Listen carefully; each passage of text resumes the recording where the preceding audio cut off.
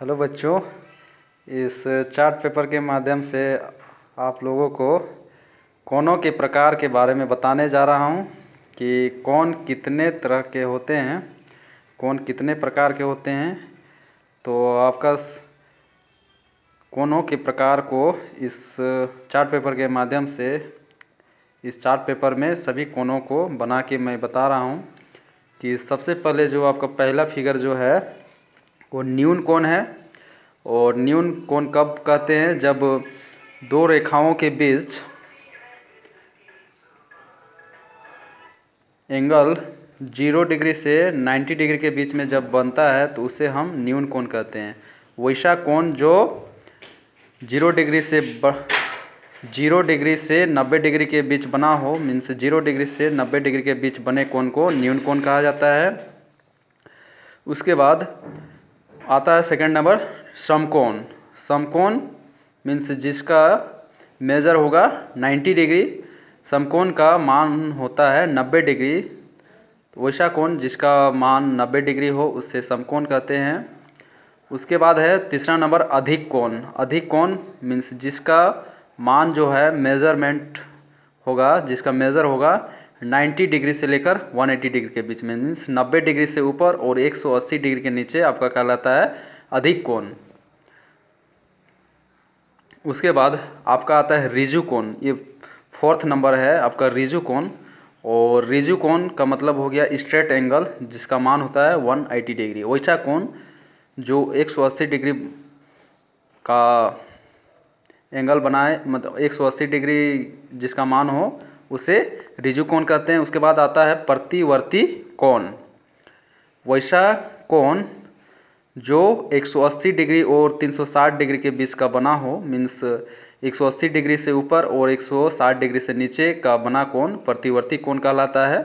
देखिए यहाँ है आपका AB और BC, इसके बीच में जो यहाँ से AB और BC के बीच जो एंगल बना है, यहाँ आपका कितना है? ये 180 डिग्री से लेकर 360 डिग्री के बीच में है। ये आपका जो एंगल T है वो आपका है प्रतिवर्ती कोण।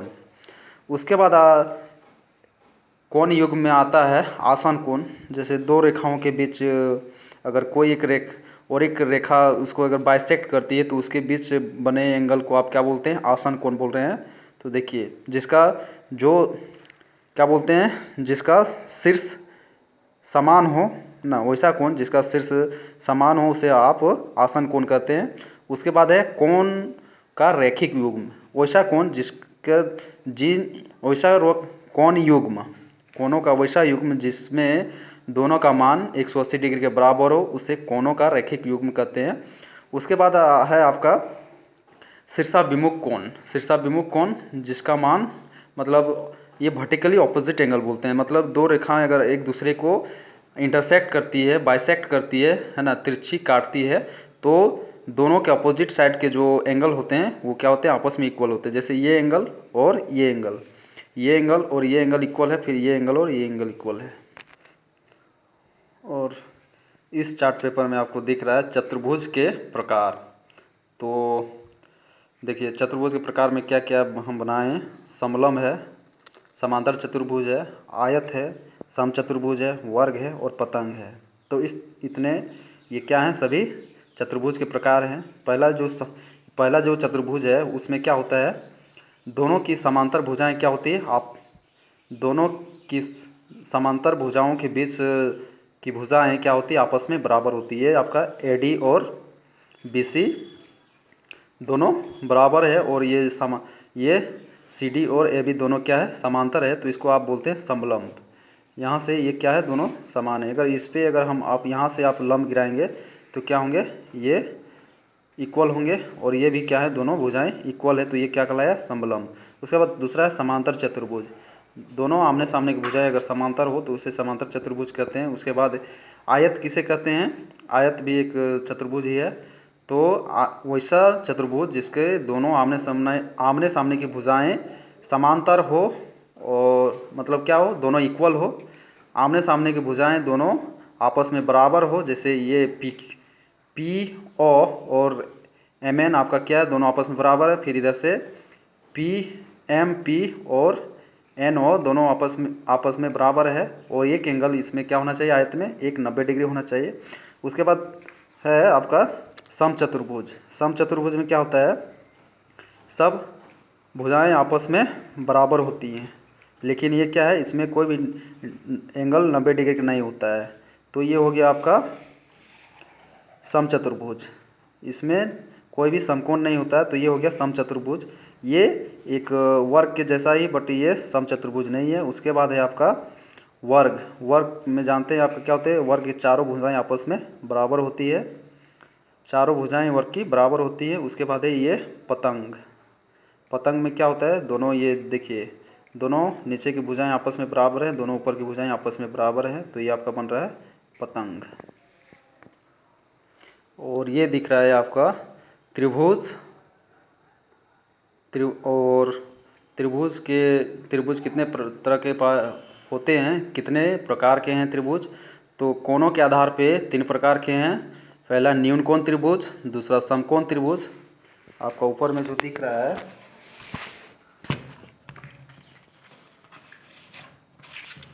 ये है आपका न्यून कोण त्रिभुज, ये आपका समकोण त्रिभुज, ये है आपका अधिक कोण त्रिभुज। क्या न्यून कोण त्रिभुज मतलब जिसमें क्या होगा, 0 से लेकर 90 डिग्री के बीच में एंगल अगर होगा तो वो आपका कहलाएगा न्यून कोण त्रिभुज। उसके बाद समकोण त्रिभुज जिसमें क्या होगा, एक एंगल जो होगा आपका 90 डिग्री का होगा, और अधिक कोण में क्या होगा, एक एंगल जो होगा क्या होगा 90 डिग्री से बड़ा होगा, तो अधिक कोण त्रिभुज कहलाएगा। उसके बाद भुजा के आधार पर 3 तरह के त्रिभुज हैं। पहला है विषमबाहु त्रिभुज, जिनके तीनों भुजाएं क्या होती है, अलग अलग होती हैं आपस में, तीनों भुजाएं क्या होती है, लंबाई में अलग अलग होती है, तो उसे बोलते हैं विषमबाहु त्रिभुज। और समद्विबाहु त्रिभुज जिसकी 2 भुजाएं आपस में बराबर होती हैं और एक भुजा बराबर नहीं होती है, तो उसे समद्विबाहु त्रिभुज कहते हैं। त्रिभुज की जब वशी त्रिभुज जिसकी 2 भुजाएं आपस में बराबर होती हैं तो उसे समद्विबाहु त्रिभुज कहते हैं। और समबाहु त्रिभुज मीन्स जिसकी तीनों भुजाएं आपस में बराबर होती है उन्हें समबाहु त्रिभुज कहते हैं। और इसमें आपको दिख रही है समरूप आकृतियाँ। समरूप का मतलब होता है एक समान दिखने वाली, वो क्या होता है, बराबर नहीं होती है, बट क्या दिखती है, एक समान दिखती है। देखिए देखिए वृत्त सभी बनाएंगे हैं, वृत्त क्या हैं, सब समरूप हैं, एक ही जैसे सब दिख रही है, समरूप समान रूप की हैं, ठीक है, एक समान रूप की हैं, बट क्या है, इनका जो साइज मतलब जो साइज है या रेडियस है वो एक समान नहीं है। आकृति केवल समान रूप वाली है, समान दिखने वाली। उसके बाद वृत्तों की समरूप आकृतियाँ। उसके बाद यहाँ है वर्गों की समरूप आकृतियाँ। ये सभी क्या है, वर्ग एक समान दिख रही है, मतलब इनका जो आकृति है एक दूसरे के समान है बट बराबर नहीं है। समरूप का मतलब बराबर नहीं बोलते हैं, समरूप बराबर भी हो सकता है, लेकिन क्या होता है, हर एक स्थिति में बराबर नहीं होता है। तो ये हो गया समरूप आकृति। जब बराबर हो जाएगा तो आपका सर्वांगसम कहलाएगा, लेकिन ये क्या है, बराबर, ये भुजाएं क्या है सभी की एक दूसरे वर्ग के साथ बराबर नहीं है। उसके बाद है आपका त्रिभुज। ये त्रिभुज की समरूप आकृतियाँ हैं।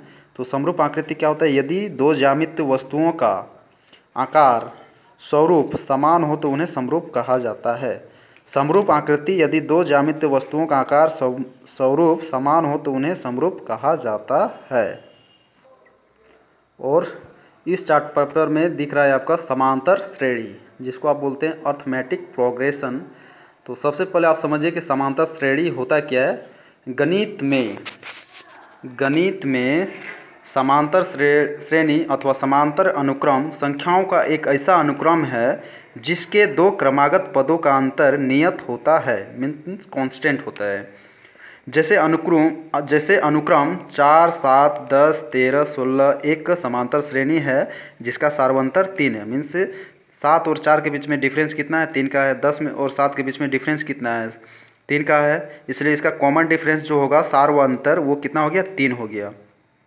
समांतर श्रेणी को हम निम्न आकृति अर्थात सीढ़ी के माध्यम से समझ सकते हैं। जैसे एक यहाँ पे एक आपका सीढ़ी बनाया गया है और इस सीढ़ी में आपको दिख रहा है कि सीढ़ी की जो डंडे हैं वो उनकी लंबाई जो है एक समान घट रही है या नीचे ऊपर से नीचे से ऊपर क्या हो रही है, घटती जा रही है, एक समान 2-2 सेंटीमीटर घटती जा रही है। तो इसका सार्वंतर हो जाएगा, यहाँ पे जो एपी बनेगा उसका सार्वंतर हो जाएगा 2। तो देखिए इस सीढ़ी के डंडों की लंबाइयाँ नीचे से ऊपर एक समान रूप से 2 सेंटीमीटर घटती जाती हैं। सबसे नीचे वाला डंडा लंबाई में 16 सेंटीमीटर है। पहले, दूसरे, तीसरे डंडों की लंबाइयाँ नीचे से क्रमशः किस तरह से है, 16, 14, 12, 10, 8, 6, 4 और 2 है। इस तरह से ये क्या बन रहा है, इस तरह से ये आपका एपी बन रहा है। इस तरह से ये समांतर श्रेणी में क्या होते हैं, दो पदों के बीच में, मतलब क्रमशः क्रमागत पदों के बीच में एक नियत अनुक्रम होता है। हेलो बच्चों, और ये है आपका 10th क्लास का सबसे इम्पोर्टेंट क्वेश्चन, थ्योरम है 6.1 प्रमेय 6.1। और ये आपका मैट्रिक एग्ज़ाम के लिए बहुत ही इम्पोर्टेंट क्वेश्चन है। ये थ्योरम जो है अल्टरनेट पूछते रहता है झारखंड बोर्ड, तो ये 10 क्लास के लिए बहुत ही इम्पोर्टेंट क्वेश्चन है। यदि थ्योरम क्या है, यदि किसी त्रिभुज की एक भुजा के समांतर अन्य दो भुजाओं को भिन्न भिन्न बिंदुओं पर प्रतिच्छेद करने के लिए एक रेखा खींची जाए तो ये अन्य दो भुजाएं एक ही अनुपात में विभाजित हो जाती हैं। थ्योरम क्या है, फिर से सुनिए। यदि किसी त्रिभुज की एक भुजा के समांतर अन्य दो भुजाओं को भिन्न भिन्न बिंदुओं पर प्रतिच्छेद करने के लिए एक रेखा खींची जाए तो ये अन्य दो भुजाएं एक ही अनुपात में विभाजित हो जाती हैं। जैसे यहाँ पे है, साइड ए बी और ए सी में दो बिंदु लिया गया है, एक डी है और दूसरा ई है। ये क्या कर रही है, इसको यहाँ पे प्रतिच्छेद कर रही है, ए बी को, बिंदु डी ए बी को प्रतिच्छेद कर रही है और बिंदु ई ए सी को प्रतिच्छेद कर रही है।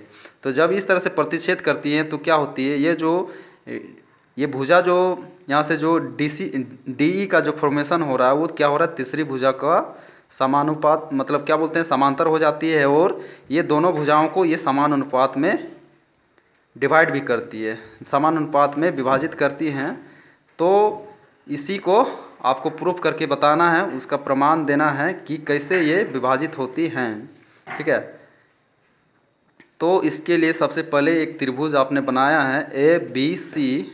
ठीक है, ए बी सी बनाया, उसके बाद क्या है, ए बी पर एक बिंदु डी लिया, जो क्या किया, ए बी को ये मतलब दो भागों में विभाजित कर दिया। उसके बाद दूसरा बिंदु ई लिए और दोनों को मिला दिए आपस में।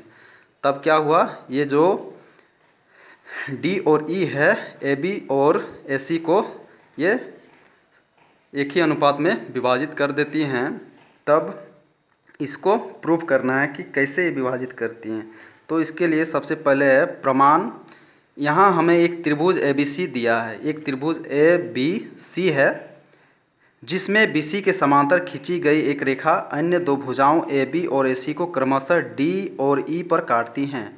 और यहाँ क्या है, इस बी सी के समांतर एक रेखा डी ई खींची गई है जो भुजाओं ए बी और ए सी को क्रमशः डी और ई पर काटती हैं। यहाँ देखिए डी और ई पर काट रही हैं दोनों बिंदु।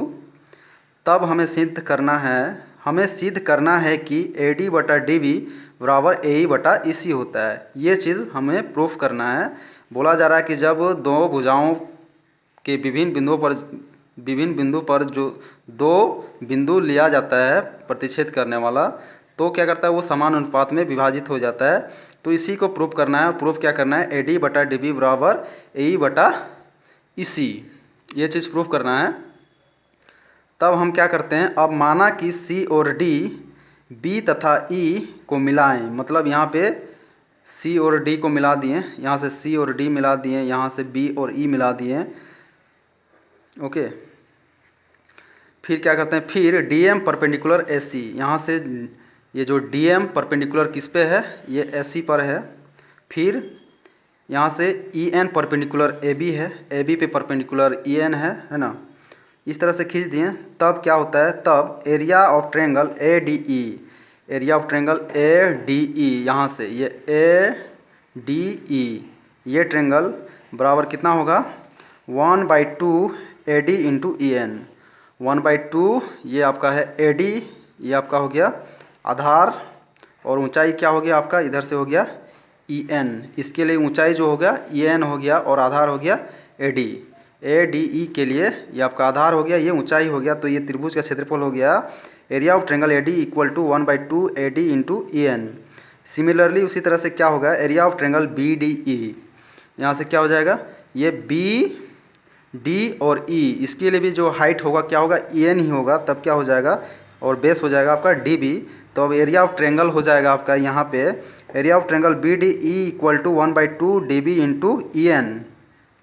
सिमिलरली उसी तरह से क्या हम लिखेंगे फिर, area of A D E, area of A D E equal to 1/2 A E. A E कहाँ से आया, ये देखिए ये है आपका ए ई, इधर से ए डी ई तो इधर से भी बन रहा है ना, तो इधर से भी हम लेंगे तो परपेंडिकुलर दूसरा ले लेंगे। तो इधर से आप लेंगे तो आप क्या लेंगे, डी एम लेंगे इधर वाला पोर्शन के लिए। जब आपका बेस आपका हो जाएगा ए ई, तो हाइट क्या हो जाएगा, ये डी एम हो जाएगा। तब यहाँ से क्या हो जाएगा, area of A D E equal to 1/2 A E into D M, तथा क्या हो जाएगा area of D E C. तब यहाँ से जो है ये डी ई और सी, ये भी क्या हो जाएगा, इसके लिए भी हाइट क्या हो जाएगा आपका डी एम ही हो जाएगा। और बेस आपका जो हो जाएगा ये हो जाएगा आपका ई सी। तब ये इसका एरिया कितना हो जाएगा, area of triangle A D E C equal to 1/2 E C into D M. तब क्या मिलेगा, दोनों त्रिभुज का आप जब अनुपात निकालेंगे, एरिया दोनों त्रिभुज के एरिया का अनुपात निकालते हैं तो क्या मिलता है, area of triangle A D बटा area of triangle B D E, area of triangle A D E बटा area of triangle B D E. तब क्या होगा 1/2 into A D into E N बटा 1/2 D B into E N बराबर, यहाँ से क्या मिलेगा, ये ई एन जो है कैंसिल आउट हो जाएगा, और यहाँ से 1/2 कैंसिल आउट हो गया। तो मिलेगा आपको ए डी बटा डी बी। ये इक्वेशन 1 मान लिए। उसके बाद क्या है, फिर से area of triangle A D ई, इधर से ए डी ई, इधर इसको जब ए को जब बेस मानते हैं, फिर यहाँ से फिर डी ई सी, मतलब एक बार ये त्रिभुज और ये त्रिभुज का अनुपात लिए, अब इधर से ये त्रिभुज और ये त्रिभुज का अनुपात ले रहे हैं। तो area of triangle A D E बटा area of triangle D E C, तो कितना आएगा 1/2 A E into D M बटा 1/2 E C into D M बराबर ए ई बटा ई सी आएगा। यहाँ डी एम कैंसिल आउट हो गया, 1/2 कैंसिल आउट हो गया, तो आपको मिल गया ए ई बटा ई सी हो गया। अब देखिए ये त्रिभुज ये त्रिभुज ये त्रिभुज ये त्रिभुज क्या है, सबका जो है बेस जो है वो समान है, और दोनों क्या है, दो समांतर रेखाओं के बीच बने त्रिभुज हैं। तब क्या हो रहा है, अब चूंकि ट्रायंगल बी डी ई और डी ई सी, बी डी ई और ये डी ई सी दोनों का जो है आधार सेम है, डी ई है, तथा समांतर रेखाओं बी सी और डी ई के बीच बने त्रिभुज हैं। ये समांतर रेखाओं बी सी और डी ई के बीच बने त्रिभुज हैं, और दोनों का जो आधार है वो क्या है, डी ई है।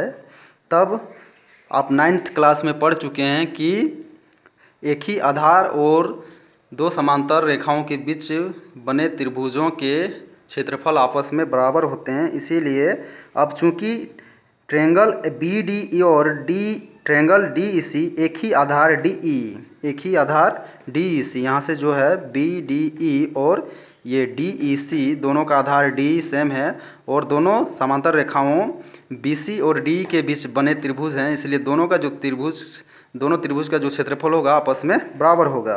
तो इस तरह से क्या मिलेगा, अब चूंकि ट्रायंगल बी डी और डी ई सी एक ही आधार डी तथा समांतर रेखाओं बी सी और डी के बीच बने त्रिभुज हैं, अतः क्या मिल जाएगा, area of triangle B D E equal to area of triangle D E C. तब इसीलिए समीकरण 1, 2 और 3 से हमें प्राप्त होता है, क्या प्राप्त होता है, ए डी बटा डी बी बराबर ए ई बटा ई सी। इसका मतलब हो गया कि जो बिंदु डी और ई जो अलग अलग बिंदु लिया गया था ए बी और ए सी पर, वो दोनों भुजाओं को समान अनुपात ए डी बटा डी बी बराबर ए ई बटा ई सी में विभाजित कर दिए। तो यही चीज़ प्रूव करना था, ये आपका साबित हो गया। और इस चार्ट पेपर में है प्रमेय 6.2, थ्योरम 6.2, और ये आधारभूत समानुपातिकता थ्योरम, जिसको बोला जाता है आधारभूत समानुपातिकता प्रमेय का, ये जस्ट ऑपोजिट है। यदि एक रेखा किसी त्रिभुज की दो भुजाओं को एक ही अनुपात में विभाजित करे, यदि एक रेखा किसी त्रिभुज की दो भुजाओं को एक ही अनुपात में विभाजित करें तो वह तीसरी भुजा के समांतर होती है।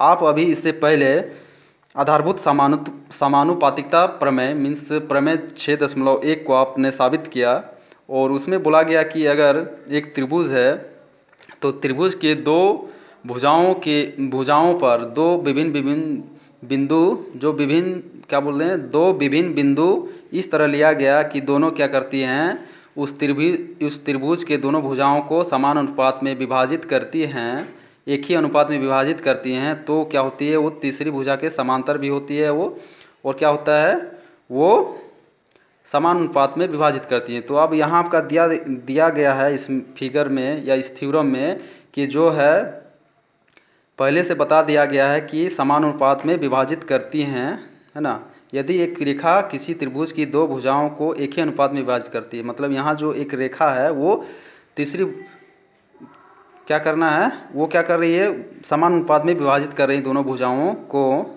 तो तीसरी भुजा के समांतर होती है। तो हमें साबित करना है कि वो जो भुजा है जो विभाजित कर रही है समान अनुपात में दो भुजाओं को, वो तीसरी भुजा के समांतर है। तब इसके लिए क्या करना है, सबसे पहले एक त्रिभुज लिए ABC और वहाँ पे उसके तीसरी भुजा के समांतर या एक रेखा खींच दिए। अभी उसको माने कि वो समांतर नहीं है, एक रेखा हम DE खींच दिए तीसरी भुजा, ठीक है। यहाँ त्रिभुज ABC में एक रेखा D इस प्रकार है कि यहाँ से जो DE है और किस तरह है, AD बटा DB बराबर AE बटा EC है। मतलब यहाँ जो DE लिया गया है ना, ये इस त्रिभुज में DE जो लिया गया है वो क्या कर रहा है, AD बटा DB और AE बटा EC है, तथा DE भुजा BC के समांतर नहीं है। जो भुजा है DE वो BC के समांतर नहीं है, तीसरी भुजा के समांतर नहीं है। तो माना कि BC के समांतर एक रेखा DE खींचे, तब हम मान के चलते हैं कि DE डैश जो है इसके क्या है, BC के समांतर है। जब DE समांतर नहीं है लेकिन DE क्या कर रहा है, इसको ये दोनों भुजाओं को विभाजित कर रहा है, किस तरह से, AD बटा DB बराबर AE बटा EC में। तब हम मान के चलते हैं कि DE डैश समांतर BC है। उस केस में क्या होता है, माना कि BC के समांतर एक रेखा DE खींचें, अतः AD बटा DB बराबर क्या हो जाएगा, AE डैश बटा E dash C। AE dash बटा E डैश C कहाँ से, आधारभूत समानुपातिकता प्रमेय से।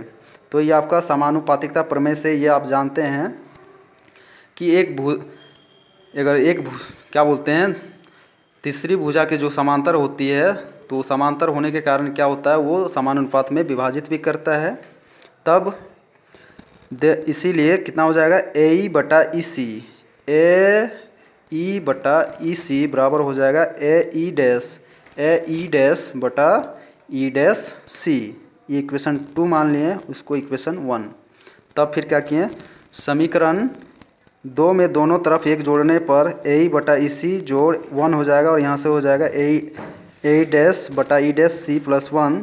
फिर इसका एलसीएम लेंगे तो आपका मिलेगा AE प्लस EC बटा EC बराबर A dash plus E dash बटा C। अब दोनों तरफ से क्या होगा, ये